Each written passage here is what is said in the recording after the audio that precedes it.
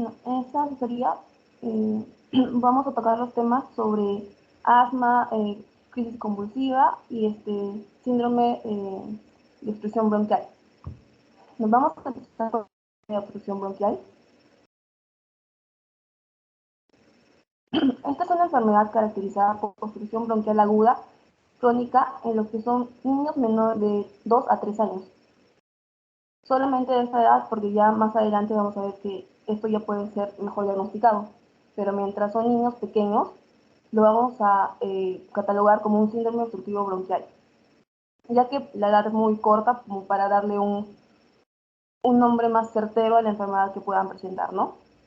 Como vamos a ver más adelante, muchos de esta patología está relacionada con el primer episodio de asmáticos, pero por ser una corta edad no podemos catalogarlo como asmáticos en sí. Así que muchas veces lo vamos a catalogar como un síndrome obstructivo bronquial. También puede ser generado por etiología viral y otras patologías secundarias, ¿no? Por eso es un síndrome en sí, porque puede estar generado por varias etiologías. También para esto tenemos que tener en cuenta qué es la bronquiolitis, ¿no? Que no sé si lo han escuchado antes, pero es el primer episodio de obstrucción bronquial de causa viral. Recuérdense eso, que es de causa viral. Y es el primer episodio que va a presentar el niño. ¿Qué es un síndrome bronquial obstructivo recurrente? Este ya es cuando se han presentado más de 3 episodios en los primeros 2 años de vida, ¿no? Como su nombre dice, es recurrente. Después tenemos el síndrome de obstrucción bronquial crisis, que es un proceso agudo de obstrucción bronquial caracterizado por sibilancias, dificultad respiratoria y tiene una duración de menor a 2 semanas. Después tenemos la bronquitis obstructiva aguda, que es un cuadro obstructivo agudo sobre los 2 años, ¿no? Y después tenemos el asma bronquial, que vamos a hablar más adelante sobre eso, ¿no? Pero para recordar, es un proceso crónico que se caracteriza por inflamación de las vías aéreas, causando obstrucción parcial o total de las mismas, y este es un proceso reversible. ¿Cuáles son los factores de riesgo para este SOP? Tenemos factores de riesgo endógenos y exógenos, ¿no? Endógenos propios de la persona, como son más propensos a presentar este síndrome los niños de sexo masculino, si tienen antecedentes de prematuridad, antecedentes personales de atopia, alergia o alergia a proteínas alimentarias, también antecedentes de atopia en familiares de primer grado, si un familiar, su mamá o su papá, presentó asma, dermatitis atópica, rinitis alérgica, entre otros, ¿no? Exógenos, o sea, del ambiente, exposición a infección viral, nivel socioeconómico o cultural bajo, hacinamiento, que asistan a una sala de cuna, contaminación intradomiciliaria, como por ejemplo, si en su casa su papá fuma y el niño pues inhala también el humo del tabaco, ¿no? Lo que es el tabaquismo pasivo, uso de parafinas, carbono, leña, ¿no? Contaminación atmosférica, lactancia materna insuficiente y temperatura ambiental baja.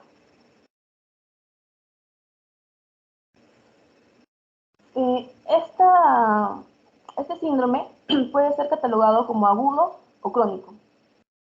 Entre las enfermedades relacionadas al SOP agudo tenemos la infección viral, hiperreactividad bronquial secundaria, una postinfección viral, asma, que serían las crisis, y también por un cuerpo extraño, ¿no? Que ya vimos cómo se presentan estas crisis, ¿no? Estas son agudas de un momento a otro en el cuerpo extraño y suele ser cuando mencionan que el niño estaba jugando y de pronto empezó a toser o a agarrarse el cuello y tenía dificultad respiratoria, ¿no? También infección viral, ya sabemos que va a empezar con un cuadro catarral, que se va a hacer después va a presentar tos y dificultad para respirar, ¿no? En cuanto al SOP crónico, las enfermedades relacionadas a esta es el asma bronquial, el reflujo gastroesofágico, el cuerpo extraño, fibrosis quística, displasia broncopulmonar, cardiopatía congénita y malformaciones congénitas. Bueno, el asma bronquial, ya vamos a hablar un poco de eso más adelante.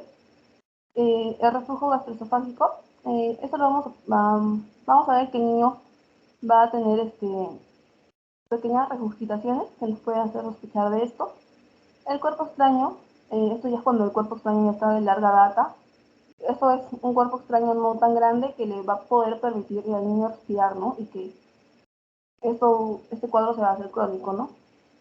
En cuanto a la fibrosis quística, tenemos que tener en cuenta que el sudor del niño va a ser salado. Es una de las características de la fibrosis quística. La displasia broncopulmonar, esto es a consecuencia de que cuando era un neonato estuvo expuesto le dieron oxígeno, ¿no? Y a causa de ese oxígeno que recibió al ser neonato, más tarde va a desarrollar lo que es una displasia broncopulmonar. Esto lo vamos a ver más en detalle en lo que es neonatología, ¿no? Cardiopatía congénita, en esto vamos a ver que el niño puede presentar dificultades en el bebé. Se cansa de lactar, no puede tomar muy bien la leche, también la cianosis, entre otras cosas que nos hacen sospechar de cardiopatías congénitas, ¿no? ¿Cuál es el cuadro clínico del SOP? Entre los síntomas tenemos síntomas como la fiebre, tos, sibilancias, dificultad respiratoria, apnea y vómito. Y el examen físico lo que vamos a encontrar es una tos productiva o también puede ser seca. Las sibilancias, también podemos encontrar roncus, crepitaciones y una aspiración prolongada, por lo mismo que las vías respiratorias van a estar cerradas, entonces la aspiración se va a hacer más prolongada. También aumento del diámetro anteroposterior, esto también porque no puede salir completamente el aire, entonces va a aumentar el diámetro anteroposterior, y también lo que es la dificultad respiratoria. Y para entender mejor por qué se produce este cuadro, tenemos que entender que este es un cuadro que se produce principalmente por tres factores. Uno, el edema, después la broncoconstricción y la hipersecreción.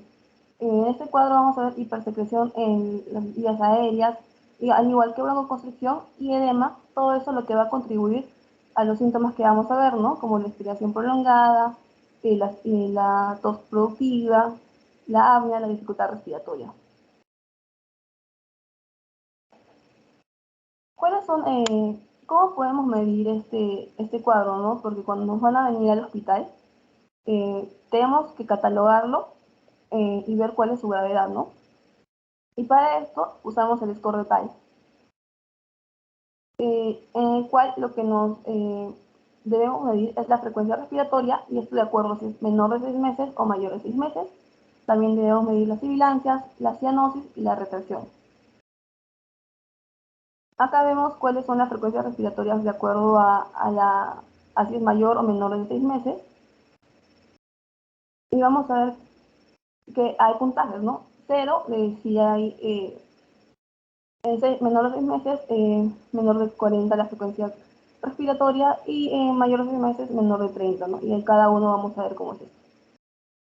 Después en las sibilancias, si no presenta sibilancias es 0. Puntaje 1 si presenta sibilancias al final de la expiración y se escucha con el estetoscopio, ¿no? Puntaje 2 si esa sibilancia se presenta en la inspiración e inspiración, y esto se escucha con el fonendoscopio. Y puntaje 3 cuando ya son audibles sin la necesidad del estetoscopio, ¿no? Son audibles a distancia. La cianosis, puntaje 1 si no presenta, puntaje 0 si no presenta, puntaje 1 si es perioral al llorar, puntaje 2 si es perioral al reposo, y puntaje 3 si es generalizada en reposo, ¿no? En cuanto a las retracciones, 0 si no presenta, 1 si es subcostal, 2 si es intercostal y 3 si es supraventricular. Y sumando el puntaje vamos a evaluar, ¿no? De 0 a 5 es leve, de 6 a 8 moderado y severo de 9 a 12. Y esto vamos a ver que es importante porque de acuerdo a la gravedad se va a dar el tratamiento. Por eso acá vamos a ver el tratamiento de acuerdo a la gravedad que va a presentar, ¿no? Por ejemplo, si cuando no hay dificultad respiratoria muy marcada y el score es de 0 a 2, el tratamiento puede ser dado con broncodilatadores como salbutamol, esto por vía inhalatoria. Se le puede dar 2 puffs y cada 4 a 6 horas, ¿no? Hasta por 14 días. Después también se le puede dar tratamiento con corticoides de lesiones prednisona. Se da por vía oral 1 a 2 miligramos kilogramos día, dividido en 2 dosis durante 5 días. Y se debe hacer posteriormente una evaluación, ¿no? Un control para ver cómo está evolucionando el niño. También debemos decirle a la madre que debe tener cuidados en casa, como evitar uso de productos con olores fuertes, evitar presencia de animales o mascotas, eh, emplear trapos húmedos para evitar lo que se levante el polvo, evitar las alfombras y tapizones y promover la lactancia materna exclusiva. Acá tenemos otro cuadro que es para mayores puntajes, ¿no? Si el paciente presenta un puntaje que es de 11 a 12, ya de frente lo mandamos a un hospital, ¿no? Porque va a necesitar mayores cuidados. Si es un puntaje de 6, 7 u 8, moderado, lo que van a necesitar es 2 puffs de salbutamol eh, por 5 veces. Y si después de esto lo volvemos a evaluar y el puntaje es menor de 5 o menos, puede ir a su casa, ¿no? Y le mandamos con salbutamol en aerosol y controlar el día siguiente. Pero si a pesar de haberle dado estos 2 puffs, el puntaje sigue alto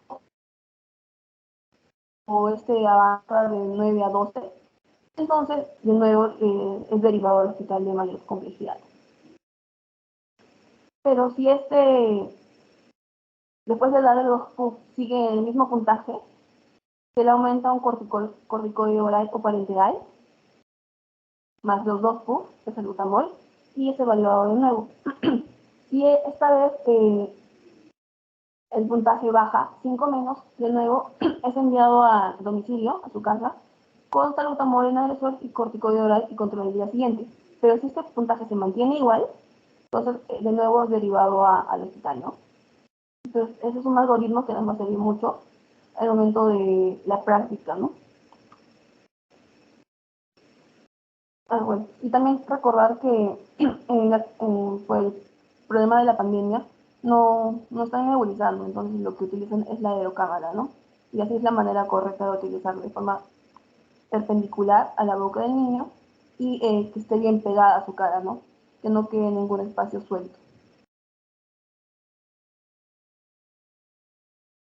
Ahora pasaríamos, ¿hay alguna pregunta sobre este tema? ¿Algo que no haya quedado claro o que quieran que repita?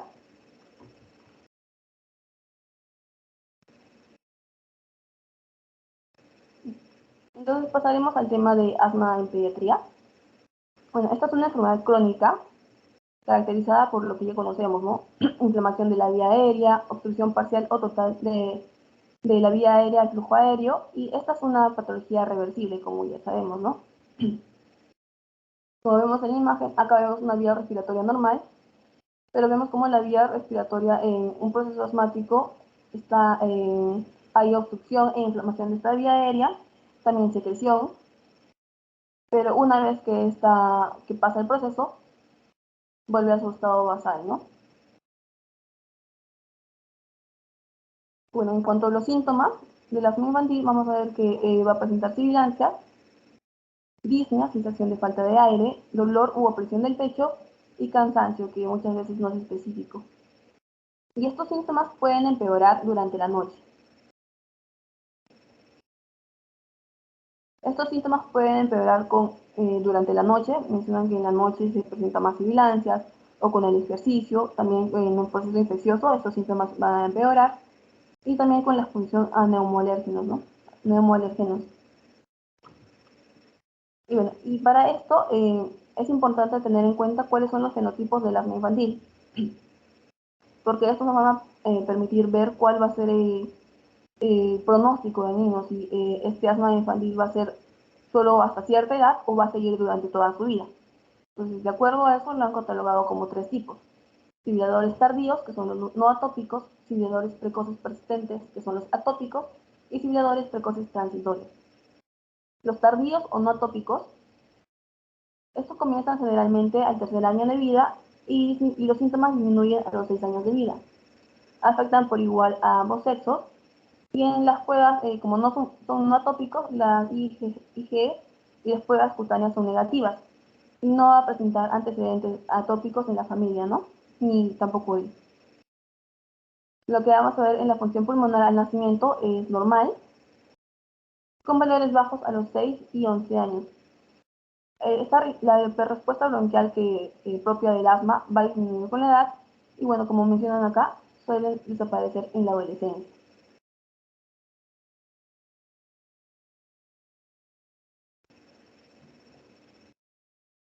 Después tenemos los sibiladores precoces persistentes, los que son los atópicos. Ellos comienzan generalmente antes del tercer año de vida y persisten a los 6 años de vida. Y esos son predominantes en hombres. Como van a ser atópicos, estos sí presentan la IgE elevada y las pruebas cutáneas son positivas, además de tener rasgos o antecedentes familiares atópicos. En cuanto a la función pulmonar, esta es normal al nacimiento y va a haber un descenso hasta los 6 años. Y va a haber una estabilización posterior en valores que son bajos a lo que es normal, ¿no? Va a haber una hiperrespuesta bronquial que se va a mantener y suelen persistir en la adolescencia. El otro fenotipo son los sibiladores precoces transitorios. Estos comienzan antes del primer año de vida y se dan a los 3 años. La IgE y las pruebas cutáneas son negativas, no hay rasgos de atopía ni antecedentes de atopía. La función pulmonar está disminuida al nacimiento y va a haber valores normales a los 16 años. Y cuando le hacen un estudio de hiperrespuesta bronquial y variabilidad del flujo expiratorio máximo, esta va a dar negativo a los 11 años. Los factores de riesgo para ser un sibilador precoz transitorio son el tabaquismo materno durante la gestación, si es varón, convivencia con humanos mayores y también lo que es asistencia a la guardería. Luego, los precoces transitorios van a tener un pico hasta los 3 años, pero después va a desaparecer, ¿no? Estas crisis. En cambio, en los sibiladores persistentes no atópicos, vamos a ver que a los 3 años van a aparecer los síntomas, pero a los 6 años y hasta antes de la adolescencia ya van a desaparecer los síntomas. En cambio, los sibiladores precoces persistentes, que van a ser los atópicos, vamos a ver que va a haber aumentar hasta los 3 años, a los 6 años va a seguir y va a seguir hasta los 11 años, hasta la adolescencia. Eso va a seguir toda su vida ya que es un atópico. En cuanto al diagnóstico, bueno, como ya sabemos, el diagnóstico de lo que es el asma es principalmente por la espirometría. Este es el método diagnóstico de elección y lo que va a mostrar es un patrón obstructivo que se va a resolver parcial o totalmente cuando se le dé salbutamol. Esta mejoría tiene que ser mayor al 12% o 200 miligramos en el BF1. También lo que debemos pedir es una radiología, rayos X de tórax antero-posterior y lateral, que a menudo va a ser normal, pero también podemos encontrar lo que es hiperinsuflación, aplanamiento de los diafragmas, engrosamiento peribronquial y aumento de aire retrocardíaco. También otra prueba que nos sirve es el flujo expiratorio máximo. Esta medición del flujo expiratorio máximo es común en la actualidad y lo que nos va a permitir es documentar la respuesta a la terapia. Una limitación que puede tener este estudio es que va a depender del esfuerzo. También otro examen que podemos realizar es de las pruebas de PRIC o inmunoglobulina E. Esto tiene que ser junto con una valoración clínica adecuada y esta se aconseja en pacientes que tienen asma persistente para poder evaluar el papel de los aeroalérgenos que van a desencadenar los síntomas en este paciente, ¿no?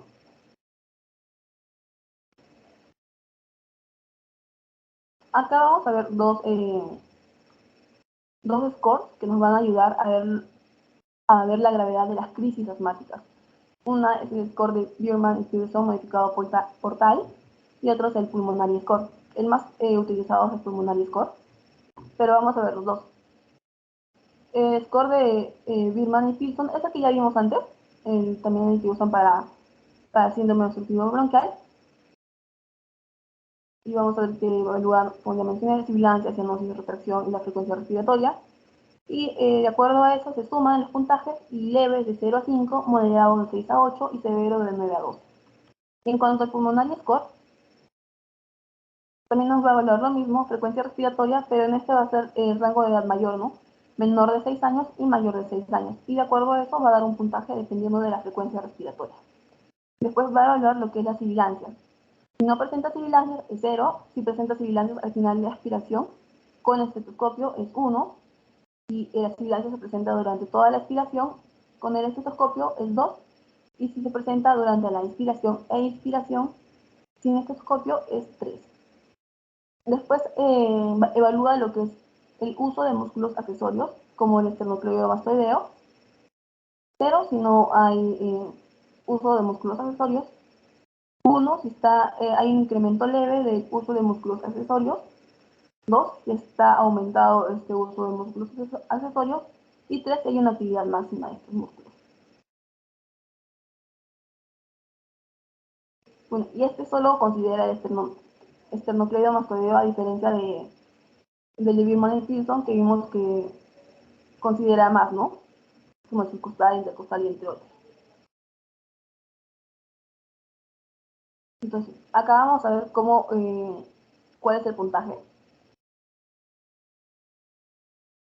Acá vemos que es leve si el puntaje es de 0 a 3, moderado si el puntaje es de 4 a 6 y grave si el puntaje es de 7 a 9. Esto se puede complementar con la saturación de oxígeno. Cuando midamos la saturación de oxígeno, si esta es mayor de 94, la gravedad es leve.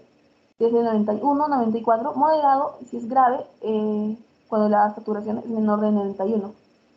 Se evalúan estos dos y si en caso no haya concordancia entre estos, se evalúa el de mayor gravedad, ¿no? Por ejemplo, si el pulmonary score da 5, pero la saturación de oxígeno está en 90, entonces la que vamos a tener en cuenta es el que nos da mayor gravedad, que sería la saturación de oxígeno, que va a ser 90 y menor de 91, entonces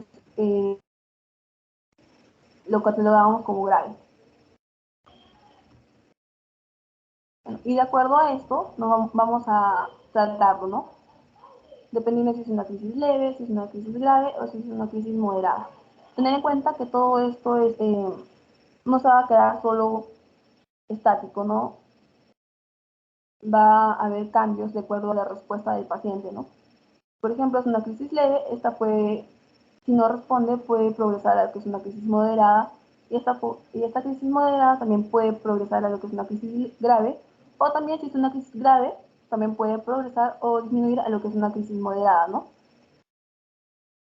Entonces, en la crisis leve, lo que se van a dar son beta-agonistas inhalados, 2 a 4 pulsaciones en aerocámara, cada 20 minutos hasta 3 tandas.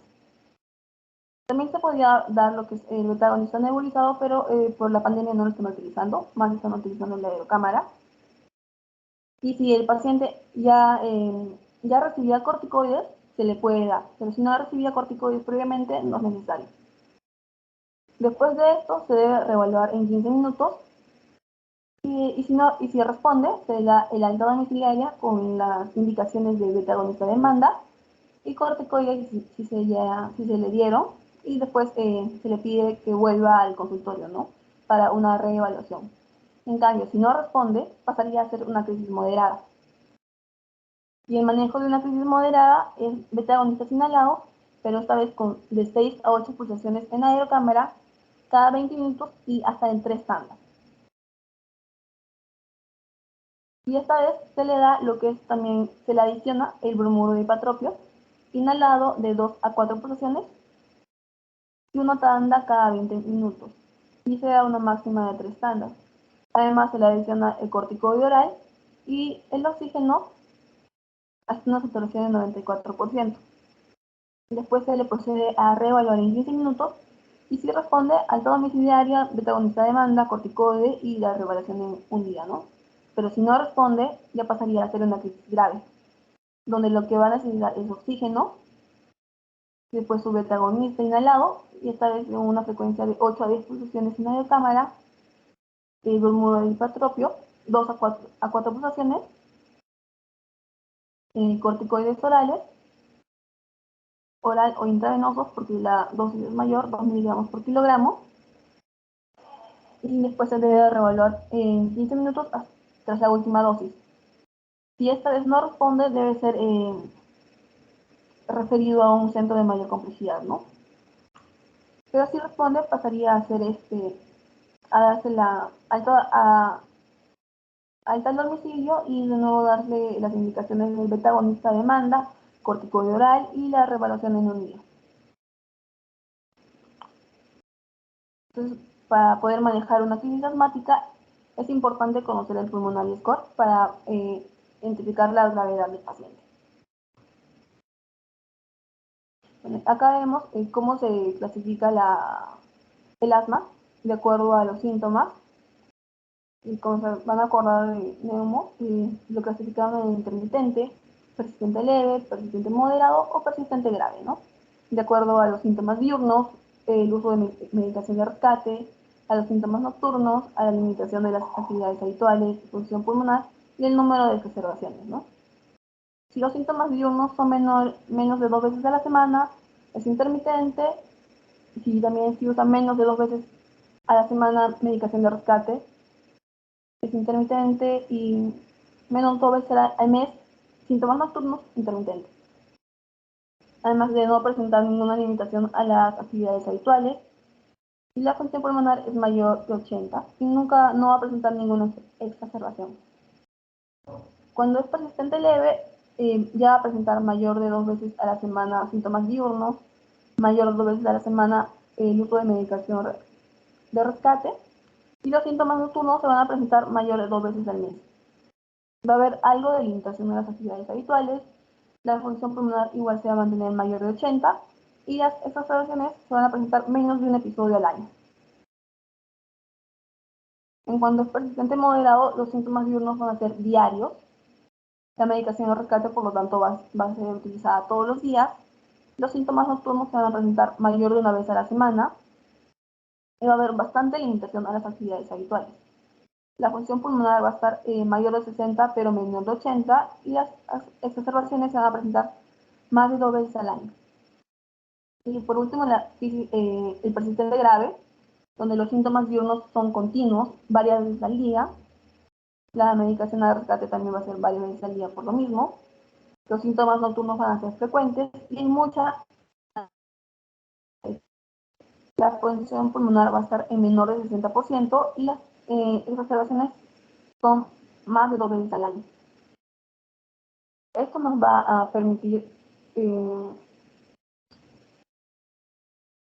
catalogando esto nos va a permitir darle el tratamiento adecuado, ¿no? Ya que de acuerdo a esto se le va a dar el tratamiento, ¿no? La primera medida siempre es la no farmacológica, que es la educación al padre y al niño, de evitar los alérgenos y la adecuada limpieza, evitar el polvo, también evitar los factores de riesgo, que serían los alérgenos. Si es atópico, también es importante que el niño se vacune contra la influenza, y también el uso de agonistas de acción corta para las crisis que se presenten, ¿no? Bueno, el segundo escalón ya sería darle un controlador, que sería un corticoide inhalado a dosis baja. El tercer escalón sería darle 2 controladores, un corticoide inhalado a dosis media, más beta agonistas de acción larga u otro controlador. Y cuarto escalón sería 3 o más controladores, un corticoide inhalado a dosis alta, más beta agonistas de acción larga, más otro controlador, y también otros como corticoides sistémicos, y también considerar si esto es un cuadro muy grave, que no se da ninguno de estos medicamentos, se puede considerar lo que es la terapia biológica, ¿no? Y bueno, en cuanto a los otros controladores que mencionamos, estos son la teofilina de acción prolongada o los antileucotrienos. ¿Alguna duda sobre asma?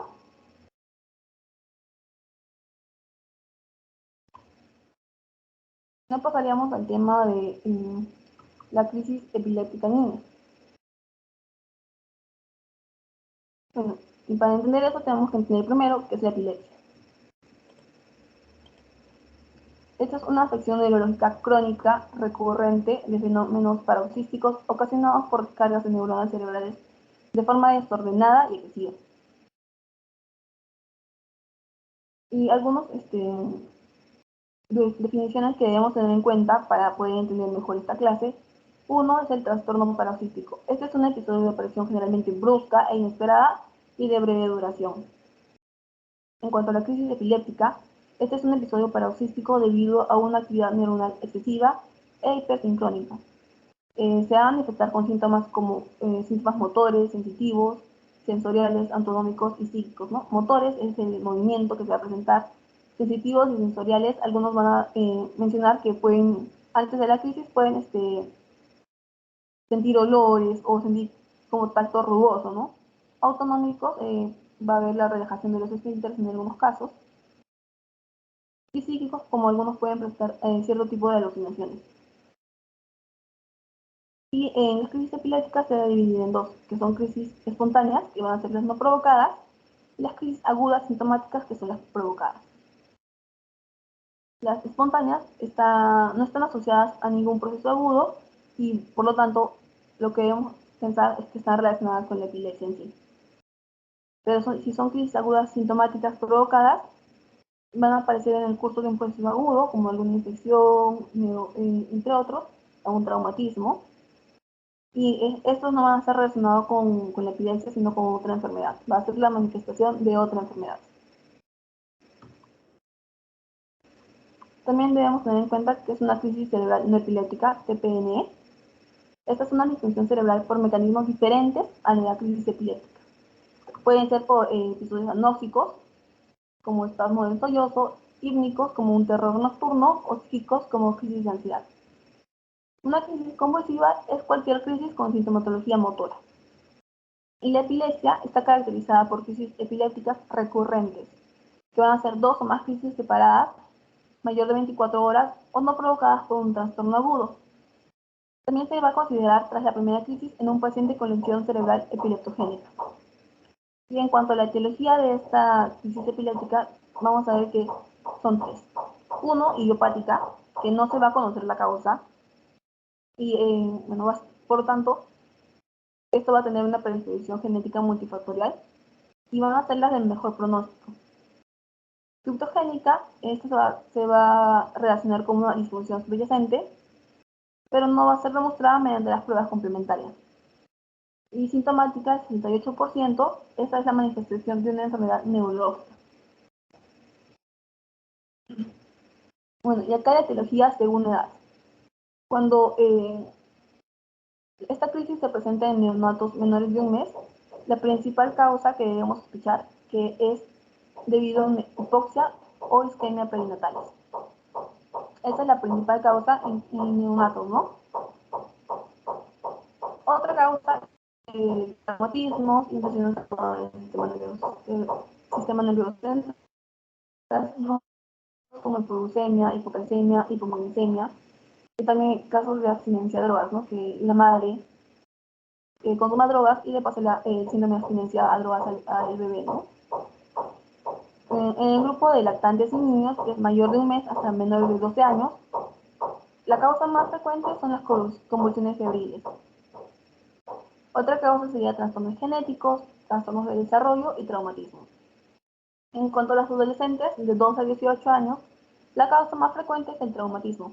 También puede estar relacionado a trastornos genéticos e infecciones. Acá vamos a ver la clasificación de las convulsiones. Tenemos convulsiones parciales, convulsiones generalizadas primarias y convulsiones no clasificadas. Bueno, las convulsiones parciales, como su nombre dice, van a solo afectar una parte del cuerpo, ¿no? Las convulsiones parciales simples, estas van a preservar la conciencia, el niño va a recordar lo que pasó. En cuanto a las convulsiones parciales complejas, ya no va a recordar lo que pasó.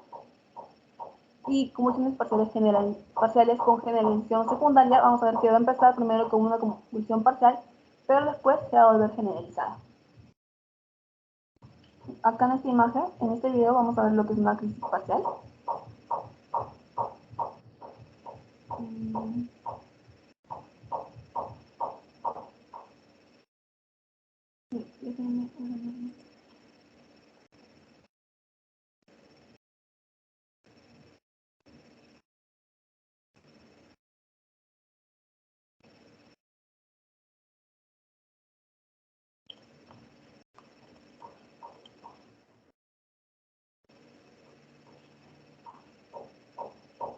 A ver, un momento, creo que no está funcionando bien esto.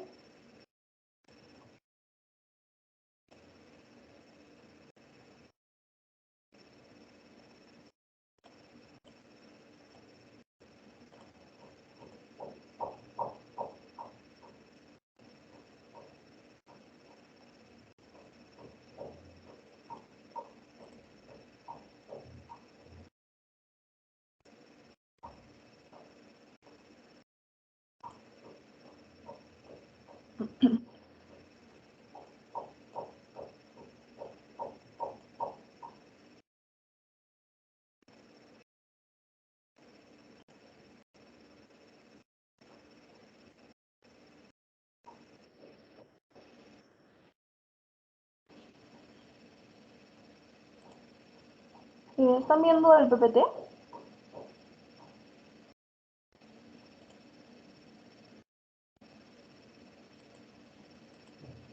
No, no, el PPT no se ve. A ver, un momento.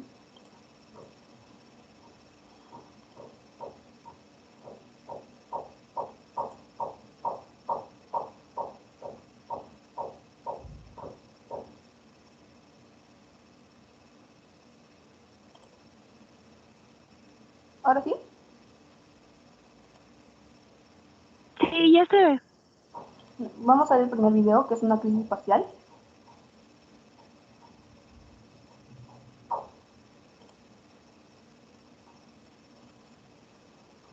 Esta es una crisis parcial simple, por lo tanto va a ser solo una parte del cuerpo, pero la persona va a preservar la conciencia, ¿no? Va a recordar lo que pasó. Crisis parcial simple. Son crisis convulsivas que afectan únicamente una pequeña región del cerebro, frecuentemente el lóbulo temporal o hipocampo, partes del cerebro. Vamos a ver cómo solo mueve la mano. Si este paciente estuviese despierto en todo caso, recordaría lo que ha pasado, ¿no? Esto va a ser diferente a una crisis parcial compleja, en la cual el paciente no va a perder la conciencia y no va a recordar lo que pasó. Bueno, acá la otra clasificación son las convulsiones generalizadas primarias.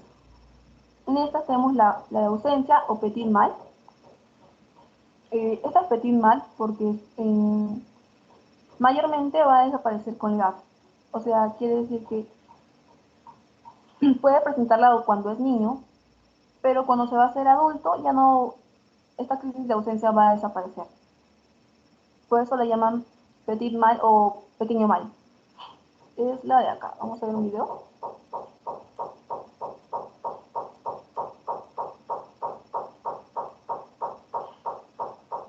Acá van a ver un niño.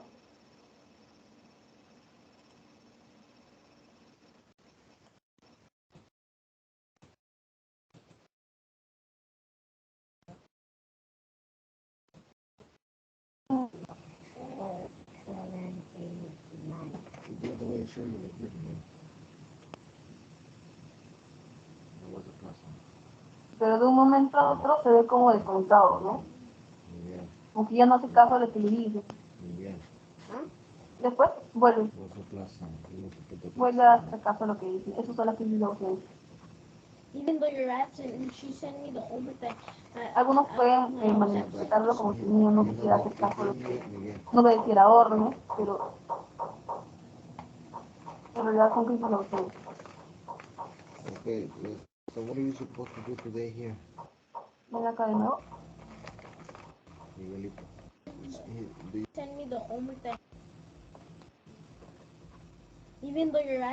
Como el niño está mirando normal y después, de un momento a otro, yeah, but do you know what cómo le time cambia is la here, mirada. Miguel? Parece como desconectado, desenfocado. Y muchas veces por eso puede Okay, pasar so desapercibido. Y en el colegio pueden decir que es un niño que no hace caso a las órdenes, que está desconcentrado, pero en realidad son crisis de ausencia.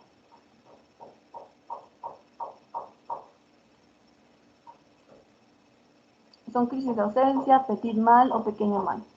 El fármaco de elección para este tipo de crisis es la etosuximida. Siempre preguntan el fármaco de elección para crisis de ausencia, etosuximida. A pesar que no se utiliza mucho en Perú se utiliza más, como no tenemos etosuximida, se da más ácido valproico, pero en los exámenes siempre se debe responder como etosuximida.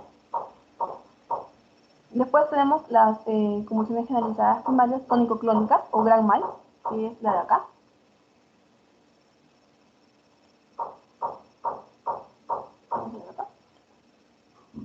Estas tienen mal pronóstico, ¿no? Pues eso es un gran mal.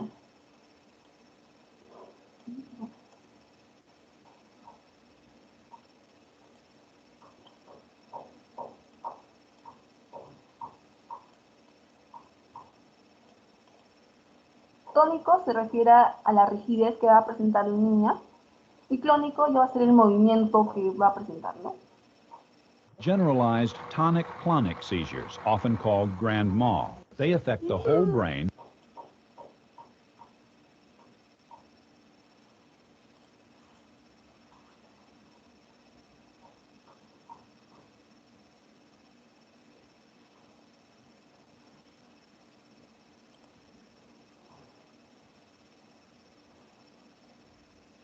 Generalized tonic-clonic seizures, often called grand mal. They affect the whole brain and the entire body.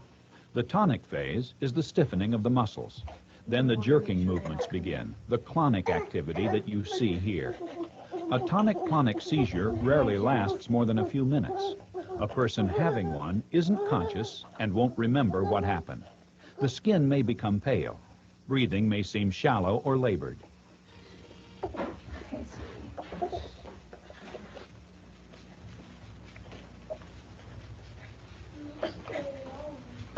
Sometimes a child may lose bladder or bowel control or vomit as the seizure ends. These seizures may look painful or even life-threatening, but they are not. They end naturally after a minute or two. Como mencionaba en el video, puede ser acompañado de una relajación de esfínteres o que el niño vomite después del episodio. Y bueno, como son generalizados, siempre recordar que cuando son generalizados va a haber pérdida de conciencia, ¿no? No va a recordar lo que pasó. En la parte tónica es cuando se ponen rígidos. Se ponen rígidos y clónica y es cuando empieza el movimiento, ¿no? Atónica sería cuando pierden totalmente, cuando son atónicos, ¿no? Se cae el cuello, se caen los brazos. No hay rigidez, es lo opuesto a la rigidez. Y mioclónica es cuando una parte del cuerpo, por ejemplo, se encuentra comiendo, pero se le mueve el brazo así. Suele ser principalmente de los miembros superiores, ¿no? Las convulsiones no clasificadas son las convulsiones neonatales, porque como son muy pequeñitos, no va a ser como los niños mayores, ¿no? Que va a ser tan característico. En cambio, las convulsiones neonatales puede ser un simple babeo o simplemente cuando están pestañeando mucho, así. Eso ya sería una convulsión en un neonato. Y por eso es difícil darse cuenta de las convulsiones en neonatos, ¿no? Pero también es muy importante prestarles atención. Por eso son convulsiones no clasificadas, porque no son como las demás.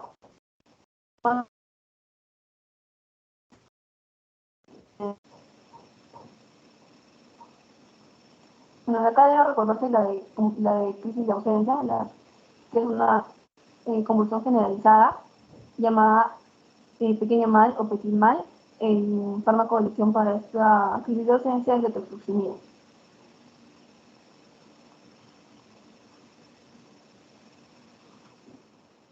Acá vamos a ver un poco más de esto, cómo clasificarlos mejor. Bueno, tenemos una crisis cerebral que puede ser una crisis epiléptica o crisis no epiléptica. Si es una crisis epiléptica, la podemos clasificar como una crisis aguda sintomática o provocada, ¿no? Que va a tener una causa subyacente. Las benignas serían las crisis febriles o parainfecciosas. La febril vamos a verla más adelante. Y las que son graves o potencialmente graves, que van a ser por enfermedades más graves, sería la meningoencefalitis, hemorragia cerebral, alteraciones hidroelectrolíticas, también la hipoglucemia o la intoxicación o por drogas, ¿no? Estas ya serían potencialmente graves, ¿no? Que pueden llevar incluso a la muerte del niño. En cambio, las crisis espontáneas o no provocadas, estas pueden dividirse en dos, si va a ser única o si es recurrente.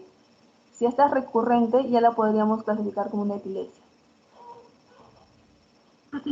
En cuanto a las crisis no epilépticas o paroxísticas no epilépticas, estas pueden ser causadas por anoxia, por hímnica u otros. y vemos que de estas, la epilepsia constituye solamente de 1 a 1.5%, ¿no? Es muy poco. Las crisis febriles son alrededor del 3 al 4%, y las crisis no epilépticas son un 10%, ¿no? Bueno, y para esto, para poder reconocer bien esto, tenemos que hacer un adecuado examen clínico y una adecuada anamnesis, ¿no? Se debe preguntar al padre o a la persona que ha presenciado la crisis, cómo fue esta crisis, si es posible que graben las crisis si se vuelve a presentar, qué estaba haciendo el niño cuando provocó la crisis, si hay algún antecedente en la familia de epilepsia, si hubo relajación de esfínteres después del episodio, si hubo pérdida de conciencia o no, si hubo algún accidente antes de la crisis. Todo eso se debe preguntar en la anamnesis para poder realizar un adecuado diagnóstico, ¿no? Por eso el diagnóstico es tanto clínico y el encefalograma, que es importante también para ver qué parte del cerebro está afectado, ¿no? Pero más importante es el examen clínico porque nos va a dar las pautas para poder clasificarlo mejor, ¿no? Y muchas veces se le puede pedir incluso al padre que grabe el episodio, ¿no? Que puede ser difícil, pero es importante que grabe el episodio para que el médico pueda ver bien qué características tiene esta crisis, ¿no? También preguntarle si hay aura, ¿no? Que es lo que antes del episodio pueden sentir un olor fuerte o raro, o tal vez una sensaciones de ansiedad, ¿no? Y es importante preguntarle eso también.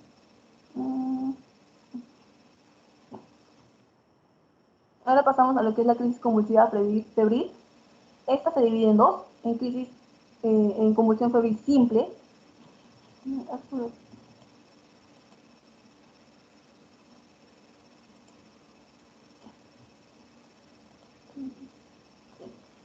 Bueno, se divide en dos, en convulsión febril simple.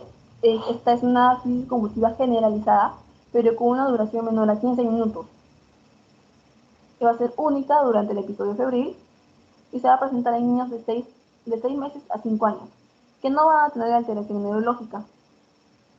Y por lo tanto, este episodio febril se origina fuera del sistema nervioso central. Esto es diferente a la convulsión febril compleja, en donde hay una crisis convulsiva parcial, ¿no? La duración va a ser mayor a 15 minutos, con 2 o más durante las 24 horas del episodio febril agudo. También se va a presentar en la misma edad, de 6 meses a 5 años de edad, y también es un episodio fuera del sistema nervioso central, ¿no? Eso sería como ya vimos en el cuadrito de antes, una crisis aguda sintomática provocada benigna, ¿no? Porque una vez pase el episodio febril, esta crisis se va a resolver, ¿no? Esto ténganlo en cuenta, este cuadrito, porque muchas veces preguntan esto en despacito, ¿no? ¿Cuál es la diferencia en crisis febril simple y crisis febril compleja? El estatus, vemos que cuando hay convulsiones continuas durante 30 minutos o falta de recuperación entre una convulsión definida, ¿no? También es definida cuando hay 5 minutos de convulsiones continuas o 3 convulsiones definidas en término de 1 hora. Esto es importante reconocerlo ya que puede dejar secuelas en el paciente. Por eso, una vez reconocido, se debe tratar de forma inmediata para poder hospitalizarlo y cortar el estatus epiléptico.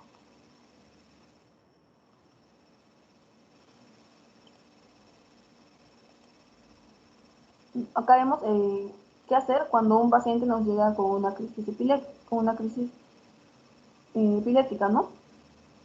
Primero se debe dar lorazepam, se da 0.1 miligramos por kilogramo intravenoso hasta 2 miligramos por minuto.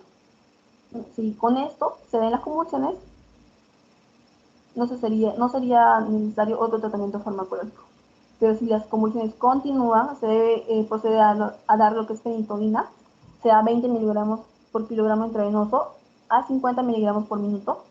O si no hay fenitoína, se da la fosfenitoína 20 miligramos kilogramo intravenoso a 150 miligramos por minuto. Si estas convulsiones continúan, se da de nuevo fenitoína o fosfenitoína, pero a de 5 a 10 miligramos por kilogramo, a una dosis menor. Y si estas convulsiones continúan, se pasa al siguiente fármaco en la escala, que es el fenobarbital, que se da 20 miligramos por kilogramo intravenoso, de 50 a 75 miligramos por minuto.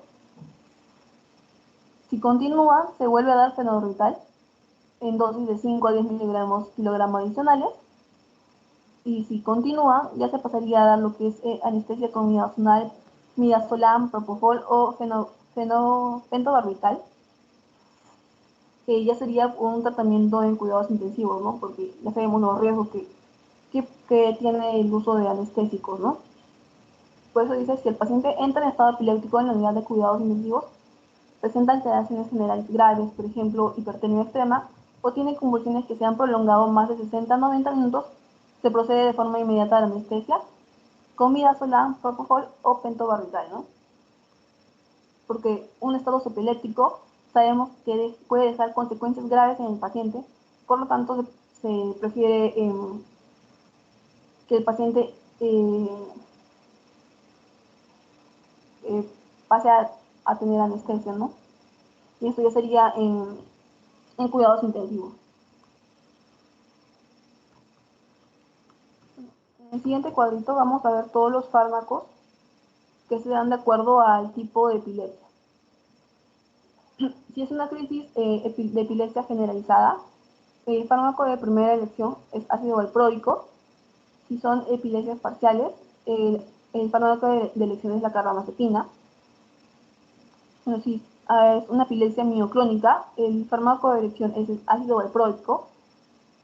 Y bueno, en crisis de ausencia, como ya mencioné, el fármaco de elección es la etosuximida, pero como en Perú no tenemos este fármaco y no es muy utilizado, lo que se usa en Perú es el ácido valproico, ¿no? Pero siempre si le preguntan cuál es el fármaco de elección, etosuximida, ¿no? Acá vemos que cuáles son los de segunda elección, otros fármacos y los no indicados. Y siempre tener en cuenta que cuando se debe tratar una crisis de epilepsia se debe iniciar con la menor dosis posible, ¿no? Y después con un solo fármaco.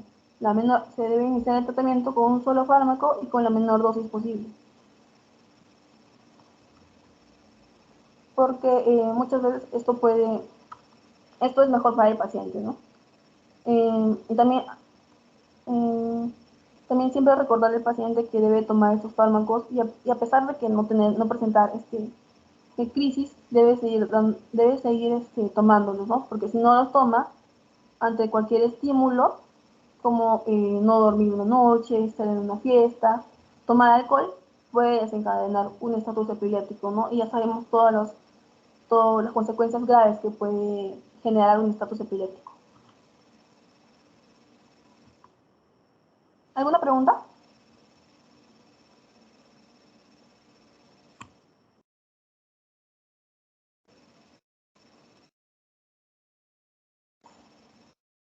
¿Alguna pregunta, chicos?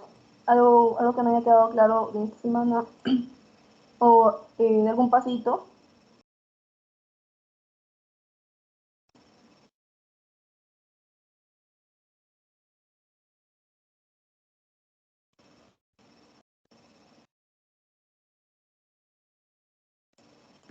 Creo que todo